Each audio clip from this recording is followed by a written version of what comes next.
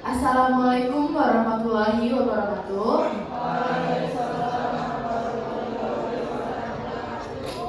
Perkenalkan, nama saya Zahra Zafira ini selaku moderator kelompok 3 akan memperkenalkan anggota-anggota kelompok kami.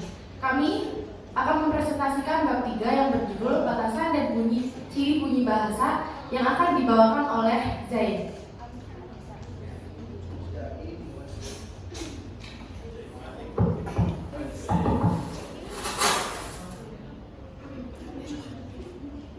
Assalamualaikum warahmatullahi wabarakatuh. Waalaikumsalam warahmatullahi wabarakatuh. Selamat pagi semuanya. Saya Muhammad Zaid Dokar, NIM 24110202122. Baik, sebelumnya saya berterima kasih kepada dosen pengampu mata kuliah pada hari ini yang sudah memberi kesempatan kepada saya, dan tak lupa juga teman-teman sekalian yang sudah hadir pada hari ini kali ini. Baik, batasan dan ciri bunyi bahasa terdiri dari vokal, konsonan, diftong, gugus konsonan, fonem dan grafen, fonem segmental dan supramental, dan suku kata. Sebelumnya saya akan menjelaskan tentang apa itu bunyi. Bunyi adalah pesan pada pusat saraf sebagai akibat getaran gendang telinga yang bereaksi karena perubahan-perubahan dalam tekanan udara. Bunyi juga dapat dihasilkan oleh alat ucap manusia seperti gigi, lidah, bibir, tenggorokan, dan pita suara. Bunyi yang diproduksi oleh alat ucap manusia disebut bunyi bahasa. Ya, vokal, karakteristik dan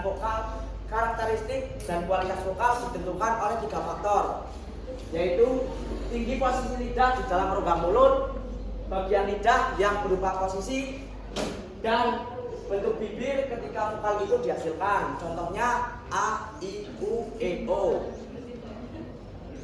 Konsonan adalah bunyi atau ujaran yang terjadi saat udara yang keluar dari paru-paru itu terhambat. Untuk menghasilkan konsonan, sekurangnya diperlukan 2 alat ucap di dalam rongga mulut. Alat ucap itu dibedakan atas artikulator aktif dan pasif. Artikulator aktif yaitu alat ucap yang bergerak untuk membentuk bunyi, dan artikulator pasif yaitu alat ucap yang tidak bergerak, yang disentuh atau didekati oleh artikulator aktif.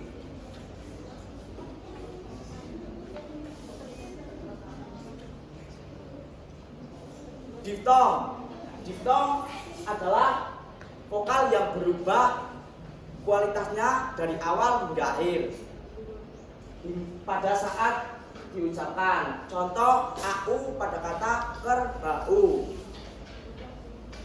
Gugus konsonan adalah deretan 2 konsonan atau lebih yang tidak bisa dipisahkan. Contohnya GL pada kata global. Fonem dan grafen. Paparan tentang vokal dan konsonan di atas hanya berkenaan dengan lambang-lambang bunyi bahasa yang harus dibedakan dari tulisan. Untuk tujuan referensi visual bunyi digunakan 3 cara pelambangan, yaitu fonetis, fonemis, dan agrafis. Fonem segmental dan supramental. Fonem segmental berfokus pada bunyi individual dalam kata, sementara fonem supramental berkaitan dengan elemen-elemen yang mempengaruhi cara bunyi-bunyi tersebut disusun dan dipahami dalam konteks kalimat. Terakhir, suku kata. Suku kata adalah satuan bunyi dan satu kata yang terdiri dari 1 atau lebih fonem dan diucapkan sebagai satu kesatuan bunyi. Contoh, ambil dari kata ambil. Ya, sekian. Tapi sebelumnya ada yang mau bertanya? Oke, Teja. Assalamualaikum warahmatullahi wabarakatuh. Waalaikumsalam.